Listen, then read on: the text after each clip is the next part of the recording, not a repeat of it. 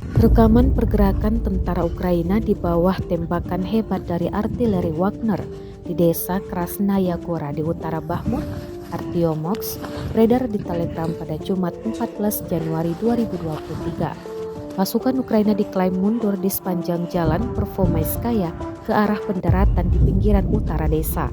Staf Umum Angkatan Bersenjata Ukraina sebelumnya juga melaporkan pertempuran sengit untuk Paraskoyevka yang terletak di sebelah Krasnaya Gora. Mereka tampak berjalan beriringan dan sekali harus menunduk lantaran mendeteksi kedatangan artileri Rusia dari jarak dekat. Selain itu, Rusia terus melancarkan serangan terhadap kota Soledar Bakhmut di Ukraina Timur.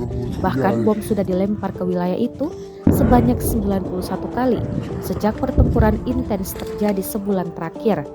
Ini dilakukan unit tentara bayaran Rusia, grup Wagner. Hal ini terungkap dalam laporan media Ukraina, Ukrainska Pravda. Grup Wagner telah membom kota Ukraina sebanyak 91 kali dalam satu hari sejak klaim pembebasan. Tulis media itu dikutip pada Jumat 13 Januari 2023.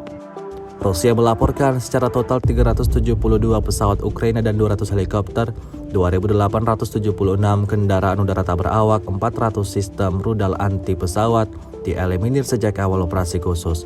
Sementara itu dari kubu Kiev, Kementerian Pertahanan Ukraina melaporkan 740 tentara Rusia dieliminir dalam 24 jam terakhir. Total 114.130 prajurit Federasi Rusia meninggal sejak awal konflik hingga hari ke-325.